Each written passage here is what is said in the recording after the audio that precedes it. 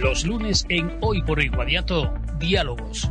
Un encuentro con el mundo de la ciencia, de las letras. Diálogos. Francisco Javier de los Ríos te invita cada lunes a las 13:30 a una entrevista al detalle con invitados de renombre provincial, nacional e internacional. Diálogos, con la firma del profesor Francisco Javier de los Ríos. Buenas tardes, damos comienzo a nuestro programa semanal de Diálogos. Como ya avisamos, íbamos a empezar un poquito antes, son las 13:23. Y hoy tenemos en el programa la entrevista y tenemos el privilegio de contar con el entrevistado, con David Suescun Morales. David, buenas tardes. Buenas tardes, Javier. David Suescun Morales es profesor e investigador en la Escuela Politécnica Superior de Belmez, de la Universidad de Córdoba. Natural de Peñarroya Pronuevo, inició su formación en la propia escuela, siendo de la primera promoción del grado de Ingeniería Civil entre el 2010 y el 2014. Posteriormente se fue a hacer el máster de Ingeniero de Caminos, Canales y Puertos a la Universidad de Sevilla entre el 14 y el 16 y estuvo durante 2 años trabajando en una empresa de ingeniería Omicron Amepro. En el 2018, con una beca FPU, comienza su carrera académica. Tiene la especialización en Ciencia de Materiales de la Construcción y Sostenibilidad, y las líneas principales de investigación son materiales de construcción ecológicos, desarrollo de hormigones y cementos con baja huella de carbono, con especial foco en las formulaciones que capturen y fijen el CO2, la carbonatación, contribuyendo a la mitigación del cambio climático, que es uno de los grandes problemas que tenemos que abordar a nivel global en toda la sociedad. Análisis y conservación de patrimonio es otra de sus líneas.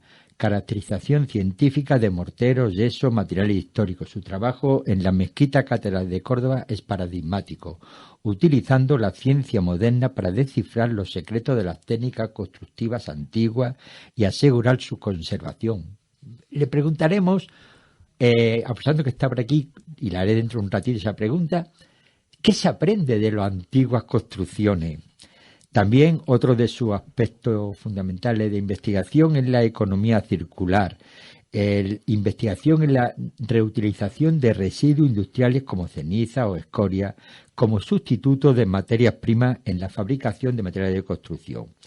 El profesor David Suescun cuenta con un destacado grupo de investigación de ingeniería de la construcción vinculado con la Escuela Politécnica Superior de Belmez, lo que posiciona en un entorno de excelencia para el desarrollo de su proyecto. Su trabajo conecta la investigación de vanguardia con aplicaciones tangibles, desde la creación de materiales de construcción más verdes hasta la preservación de monumentos declarados de patrimonio de la humanidad. David, nuevamente, buenas tardes. Qué privilegio tenerte aquí con nosotros. Muchísimas gracias, Javier, por tus palabras y por esta invitación. Para mí es un verdadero honor estar aquí en mi tierra, además en un programa de emisora local como es este, y además en un programa como Diálogos, ¿vale? Que da valor al conocimiento y a las personas que de alguna manera pues intentamos aportar un pequeño granito de arena desde la ciencia, ¿vale? Así que muchísimas gracias, Javier. Es que además, como ya he comentado en varias ocasiones, desde la 5ª temporada, estamos en la 6ª, me propuse mezclar la excelencia con las jóvenes promesas, que creo que hay que darle visibilidad. Y tú estás ya casi a caballo, ya estás teniendo una excelencia muy notable a pesar de la juventud, pero evidentemente te encuadro todavía dentro de estas jóvenes promesas y por lo tanto es para mí y para nuestra emisora y nuestro oyente un verdadero lujo y un orgullo contar contigo. Y no quiero perder más el tiempo y me quiero centrar en preguntas que estoy convencido que es lo que nuestros oyentes quieren escuchar.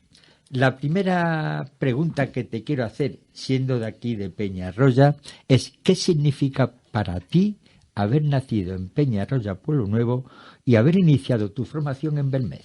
Pues para nacer en Peñarroya, Pueblo Nuevo, para mí, y haberme formado en Belmez, tiene un significado muy especial. Siempre he sentido un gran orgullo por mis raíces y por este entorno, en concreto por el Valle de Guadiato. Formarme en la Escuela Politécnica Superior de Belmez fue una experiencia que marcó mi vida, aunque como bien has dicho al principio del programa, continué también mi formación en Sevilla. Y de ella no solamente aprendí en el ámbito técnico, sino también me permitió descubrir la vocación que tenía por la docencia y la investigación. Poder seguir hoy en día vinculado a esta escuela es para mí un gran orgullo y una gran satisfacción, la verdad. Te aseguro que como profesor de la Escuela Politécnica Superior de Belmez, el orgullo es nuestro que esté con nosotros. Porque además, ¿qué recuerdos guardas de tu etapa en la Escuela Politécnica Superior? Y para ti, ¿qué significa como estudiante y qué significa volver ahora como profesor al mismo lugar que te empezaste formando académicamente? Pues la verdad, Javier, que guardo recuerdos muy entrañables de mi etapa como estudiante de la escuela. Comencé en el año 2010, como bien has dicho al principio, y recuerdo con especial cariño a profesores que marcaron mi camino, ¿no? Como por ejemplo fueron José Ramón, José María, a ti también, Javier, te recuerdo bastante bien, de Matemáticas 1, Matemáticas 2, así tuvimos que luchar un poco. Y la verdad que fue una experiencia que dejó una huella muy positiva en mí. Volver ahora como profesor a la escuela pues es una sensación muy especial. Es un privilegio poder compartir con los estudiantes lo que aprendí aquí, guiarlos en su formación y de algún modo pues devolver todo lo que recibí. Es un círculo que se cierra, siempre me gusta decir eso. Es como una deuda que yo tenía con la escuela, por así decirlo, y lo estoy devolviendo pues de la mejor manera que humildemente puedo. Bueno, vamos a meternos en una de tus líneas de investigación, que es materiales ecológicos y captura de CO2. ¿Cómo se define un material captador de CO2 y qué aplicaciones tiene? Bien, pues para responder a esa pregunta, decir que un material captador de CO2 es aquel que puede absorber y retener, es la palabra correcta, dióxido de carbono del ambiente, ayudando así a reducir de esta manera pues la concentración de CO2 que tenemos en la atmósfera.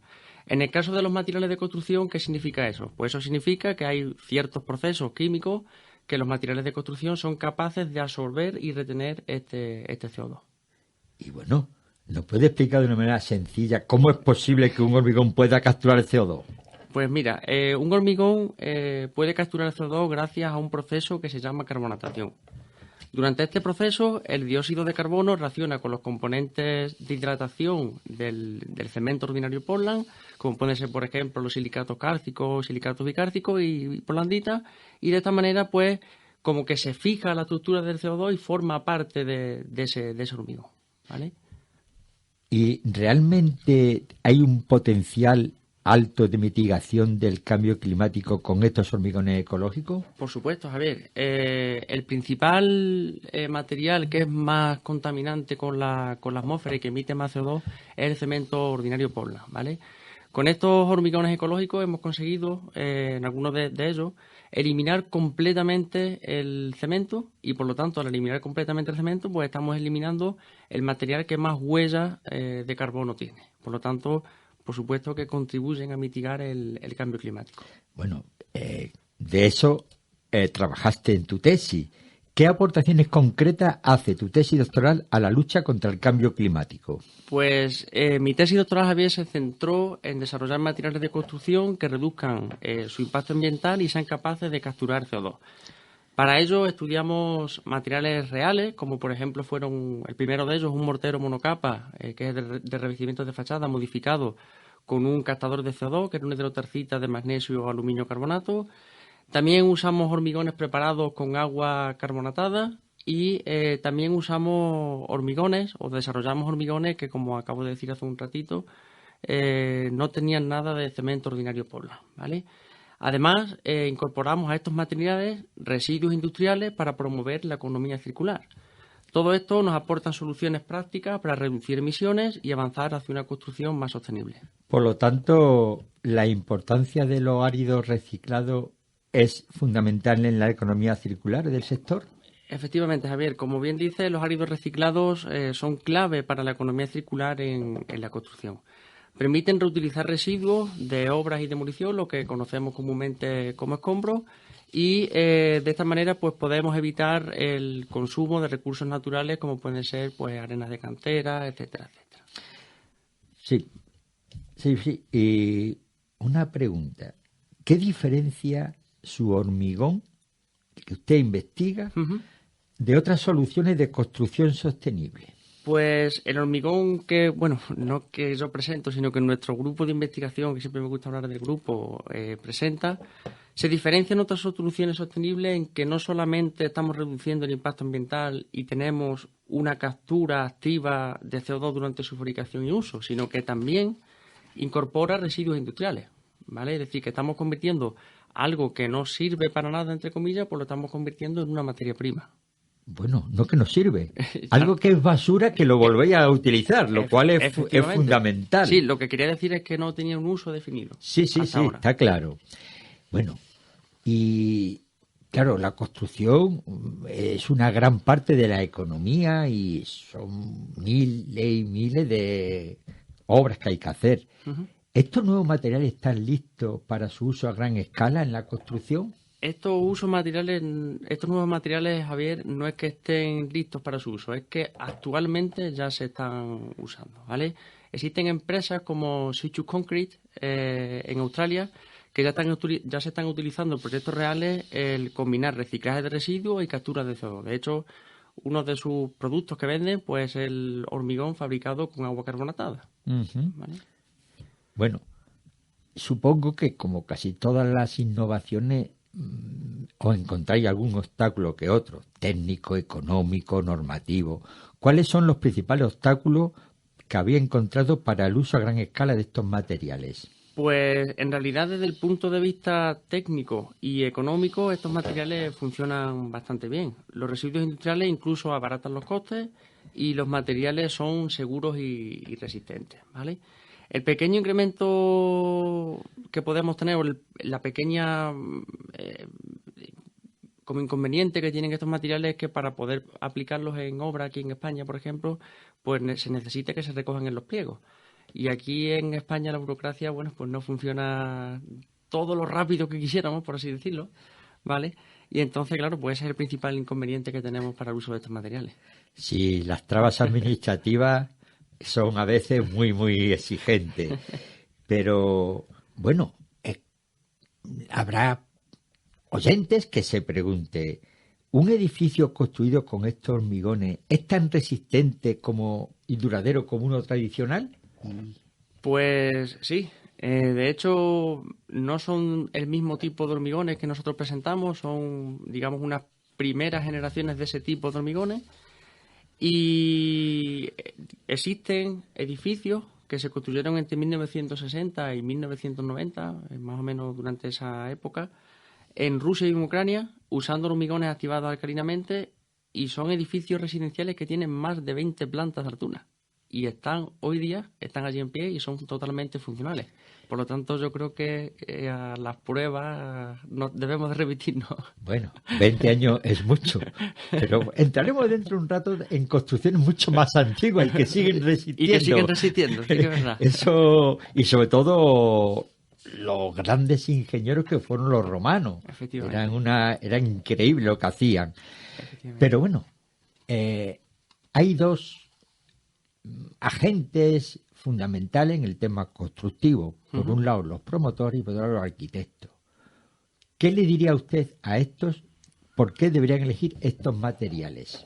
Bueno, pues, por ejemplo, para un arquitecto o un promotor, entiendo que es a lo que te refieres, estos materiales ofrecen varias ventajas con respecto a los tradicionales, ¿vale?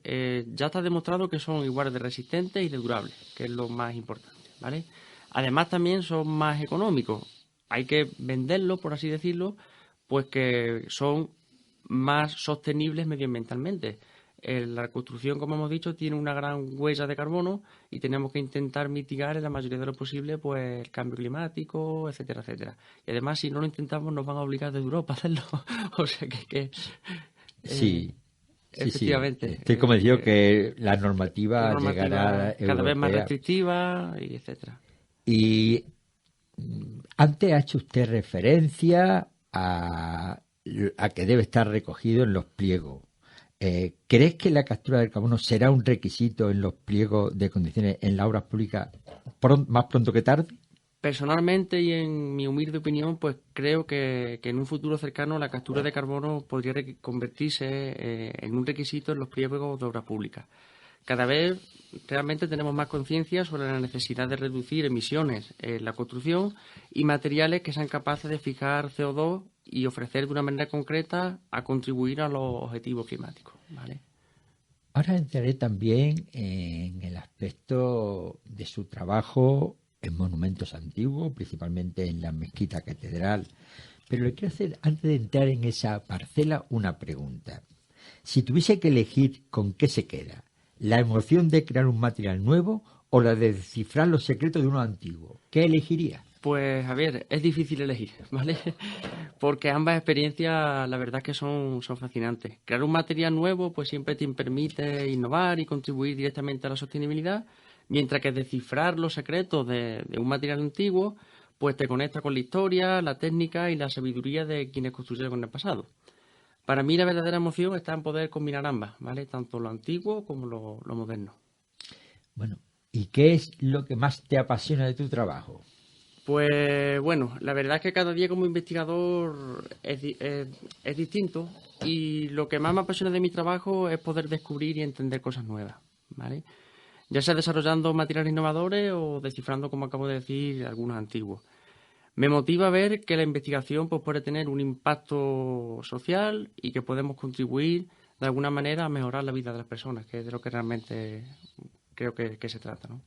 Bueno, nadie que investiga todo le sale perfecto al principio. Hay algunas que otras frustraciones. Efectivamente.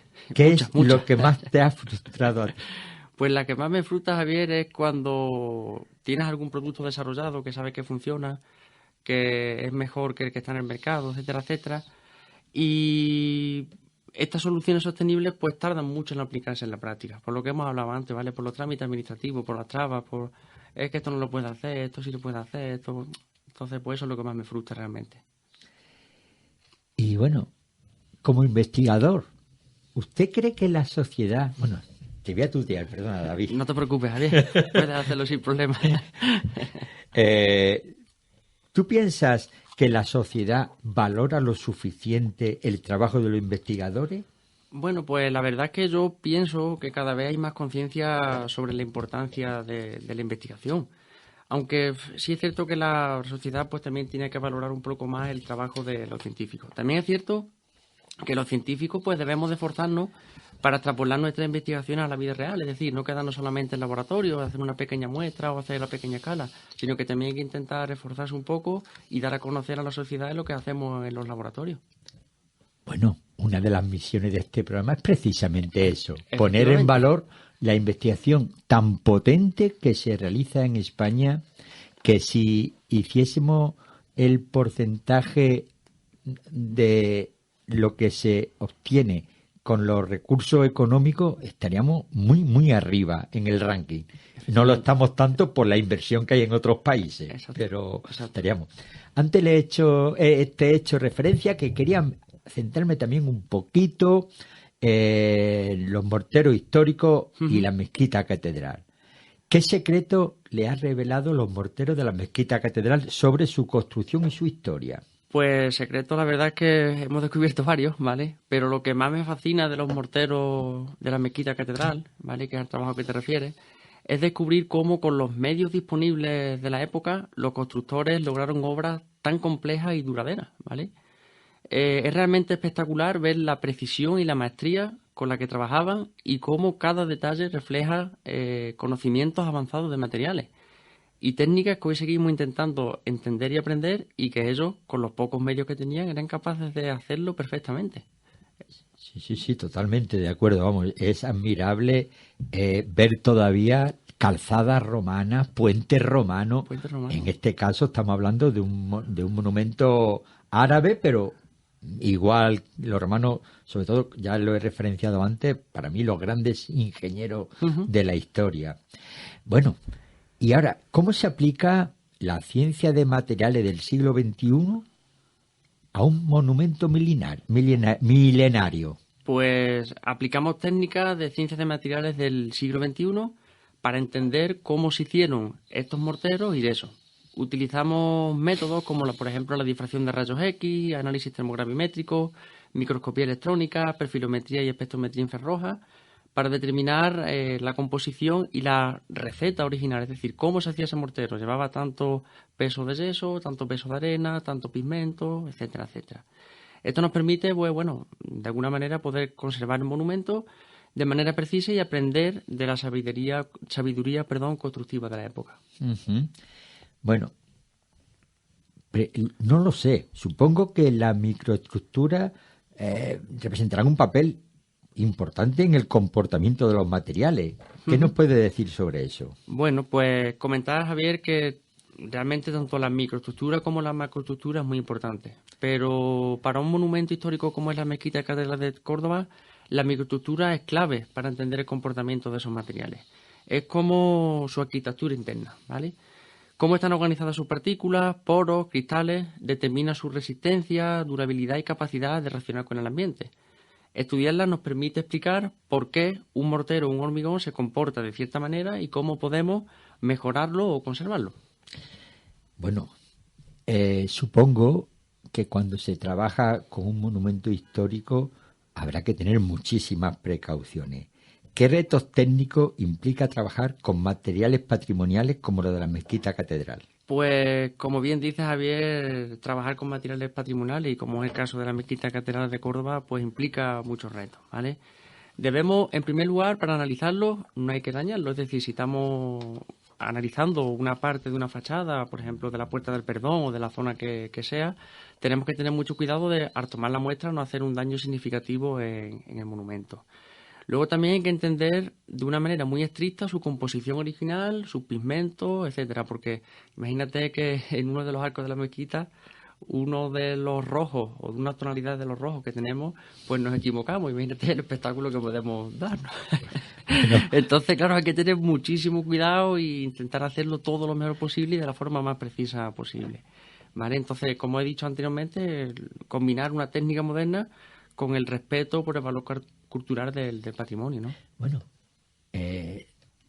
trabajáis con morteros del siglo XXI, pero ¿qué es lo que más te ha sorprendido al analizar los morteros históricos? Pues, sobre todo, como he dicho anteriormente, Javier, la precisión y la maestría de los antiguos constructores. Con recursos muy limitados, lograron materiales duraderos y de gran calidad, que han resistido siglos, ¿vale? Es impresionante cómo combinaban técnica, experiencia y creatividad. Y aún hoy podemos aprender mucho de su sabiduría. Por eso es lo que a mí me gusta conectar mucho lo antiguo con lo moderno. Uh-huh. Bueno, ¿y has descubierto una receta o técnicas constructivas que se hayan perdido y que se podrían ser útiles hoy en día? Pues sí, la verdad que sí, que hemos encontrado algunas recetas que son casi olvidadas, por así decirlo, ¿vale? Por decir alguna curiosidad, algunas de estas tenían ingredientes sorprendentes, como podían ser cáscaras de huevos, claras de huevos, yeso, que eso no es tan raro, pero también tenían algunos plomos, ¿vale? Para dar tonalidad a ciertos rojos, etcétera. Qué curioso. Estas técnicas no solo nos enseñan la creatividad de estos antiguos constructores, sino que también pueden inspirarnos. Hombre, no vamos a intentar no usar plomo, ¿no? en los materiales de construcción, pero bueno, podemos seguramente que usar otro tipo de metal que tenga similares características, ¿vale? Para dar color, etcétera, etcétera. Curioso. Bueno, y hemos comentado las precauciones que hay que tener con monumentos históricos. ¿Cuál es el principal desafío para conservar los materiales originales en un monumento como la Mezquita Catedral? Pues el principal desafío, Javier, desde mi punto de vista, es mantener la integridad de los materiales originales sin alterarlos. Debemos conservar su composición y también su propiedad histórica, al mismo tiempo que garantizar su durabilidad frente al tiempo, ¿vale? Cada intervención requiere, digamos, un equilibrio entre la ciencia moderna y el respeto por el valor cultural del monumento, ¿vale? Bueno, ¿y es fácil compatibilizar la restauración con los materiales modernos sin traicionar los originales? Pues la verdad, Javier, que la metodología que seguimos en primer lugar es caracterizar completamente, intentar adivinar la receta de ese material y luego hay que buscar los materiales que sean lo más parecidos posibles a estos morteros que se fabricaban en aquel momento para que intentemos tener un convenio entre la durabilidad y las características físicas y químicas de los materiales que había en aquel momento, ¿vale? Es decir, hay que respetar la estética, la composición y el valor histórico del monumento. Bueno, puede haber personas que piensen que la ciencia y la historia no tienen mucho que ver. ¿Qué le diría usted a esas personas? Pues les diría que la ciencia y la historia están mucho más conectadas de lo que parece. Analizar materiales históricos nos permite comprender cómo vivían y construían las personas en el pasado y al mismo tiempo aplicar la ciencia moderna para conservar su patrimonio y mejorar soluciones actuales. Son dos caras como de la misma moneda, ¿no? Aprender del pasado para innovar en el presente y en el futuro. Bueno, y el analizar estos morteros puede ayudar a predecir el comportamiento futuro del monumento frente a agentes como la contaminación, que ahora es superior a la que había en aquella época. En aquella época, sí. El análisis de morteros históricos nos permite predecir, que es una de las líneas que también tenemos, cómo reaccionará el monumento frente a agentes externos, como puede ser, como bien has dicho, la contaminación, la humedad o los cambios de temperatura, ¿vale? Conocer su composición y la microestructura, que era la pregunta que hacíamos antes, nos ayuda a anticipar problemas, planificar intervenciones de conservación más efectivas y garantizar la durabilidad de este valioso patrimonio a largo plazo. Bueno, supongo que usted ha tenido que colaborar para estudiar monumentos antiguos con arqueólogos, historiadores del arte. ¿Cómo así? Si es así, ¿cómo ha sido esa colaboración? Sí, efectivamente, Javier, hemos tenido que trabajar con arqueólogos, historiadores del arte, arquitectos, y trabajamos muy estrechamente con ellos, además. Su conocimiento del contexto histórico y constructivo pues es fundamental para interpretar concretamente los materiales y las técnicas antiguas. Es cierto que algunas veces pues tenemos que pedir ayuda a los historiadores para que nos delimiten qué tipo de material podría ser, porque nosotros podemos tener una idea de qué tipo de arena, pero ellos nos pueden ayudar mucho con sus textos, etcétera, etcétera, a discernir de una manera más precisa qué tipo de arena realmente era. Bueno, ¿qué te ha enseñado la mezquita catedral como símbolo técnico y cultural? Pues me quedaría, Javier, con que técnica y cultura van de la mano. Es con lo que me quedaría. Es impresionante cómo creatividad, conocimiento y arte se combinaron para crear algo tan duradero y extraordinario. Me recuerda que la ciencia lo que debe de hacer es respetar y aprender del legado cultural que nos precede. Por supuesto que sí. Bueno, ha estudiado usted, como hemos hablado, la mezquita catedral. ¿Hay algún otro monumento que le gustaría analizar? Pues bueno, la verdad es que he de confesar que con la mezquita catedral tendríamos ya prácticamente para toda nuestra vida, porque tiene tal diversidad de materiales y tal riqueza que es impresionante. Pero también he de comentar que actualmente estamos estudiando el patrimonio arquitectónico del cerco industrial de Peñarroya Pueblo Nuevo, de nuestro pueblo, junto con Maribel Peller.